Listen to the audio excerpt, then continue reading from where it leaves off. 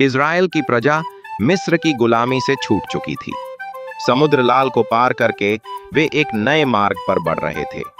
वे जानते थे कि उनके आगे एक वादा किया हुआ देश है, कनान, जो दूध और मधु की धारा बहाने वाला देश कहलाता था। पर उस देश तक पहुंचने का रास्ता आसान नहीं था। उनके सामने फैला हुआ था एक अथाह मरुभूमि, जहां न खेत थे, न कुएं, न फलों से लदे पेड़, केवल रेत, चट्टानें और तपती हुई धूप। दिन के समय सूरज की तेज किरणें शरीर को जला देती थी और रात को ठंडी हवाएं हड्डियों तक को जमा देती थी। लोग थक गए थे। उनके बच्चों की भूख से कराहने की आवाजें सुनकर माताओं का दिल टूट जाता था। कुछ दिनों बाद प्रजा ने मूसा और हारून से शिकायत करना शुरू कर दिया।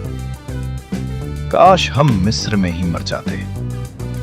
वहां हमारे पास बर्तन भरकर मांस होता, हम रोटियां खाते थे। यहां इस जंगल में तुम हमें भूख से मार डालना चाहते हो।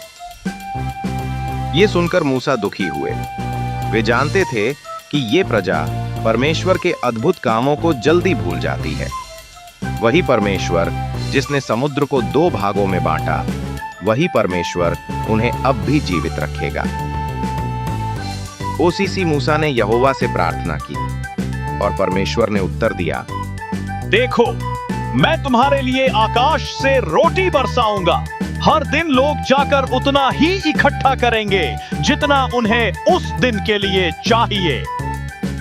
अगली सुबह जब लोग उठे तो उन्होंने देखा कि जमीन पर ओस के बाद कुछ सफेद, महीन, गोल गोल कण बिखरे पड़े हैं। लोग आश्चर्यचकित होकर एक दूसरे से पूछने लगे, ये क्या है?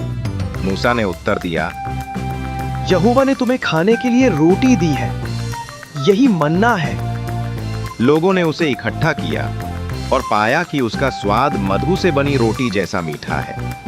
हर व्यक्ति को उतना मिला जितना उसकी आवश्यकता थी। परमेश्वर ने आदेश दिया कि कोई भी अगले दिन के लिए उसे न बचाए। जो लोग बचाकर रखते थे, अगले दिन वो खराब होकर उसमें कीड़े पड़ जाते थे। परंतु छठे दिन परमेश्वर ने उन्हें दोगुना मन्ना दिया, ताकि 7वें दिन, विश्राम दिन, सब्बात पर उन्हें काम न करना पड़े। ये परमेश्वर की देखभाल और नियम सिखाने का तरीका था। पर कुछ समय बाद लोग फिर असंतुष्ट हो गए। उन्होंने कहा, हम मिस्र में मछली, खीरा, खरबूजा, प्याज और लहसुन खाते थे। अब हमारी आत्मा सूख रही है। हमारे पास केवल ये मन्ना है।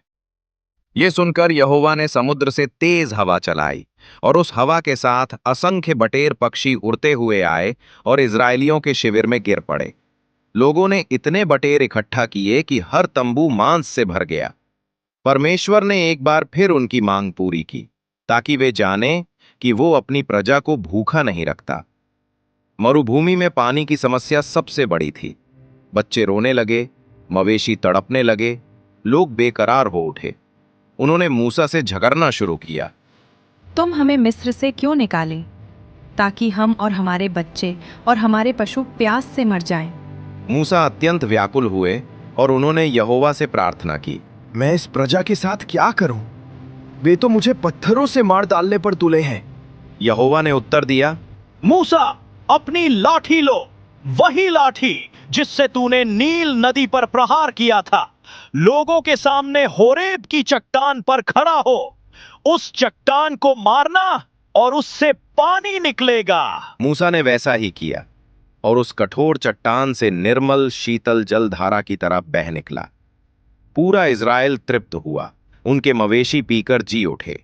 उस स्थान का नाम मूसा ने रखा मस्सा और मरीबा, क्योंकि वहां लोगों ने यहोवा की परीक्षा की और उससे झगड़ा किया। केठा, ये कहानी केवल भूख और प्यास बुझाने की घटना नहीं है। इसमें गहरे आध्यात्मिक संदेश छिपे हैं। मन्ना हमें याद दिलाता है कि परमेश्वर प्रतिदिन हमारी आवश्यकताएं पूरी करता है। यीशु ने कहा, मैं जीवन की रोटी हूं। बटेर हमें सिखाती हैं कि परमेश्वर हमारी शिकायतें भी सुनता है, पर हमें कृतज्ञ बने रहना चाहिए। चट्टान से जल हमें सिखाता है कि मसीह ही वो जीवित जल है जो हमारी आत्मा की प्यास बुझाता है।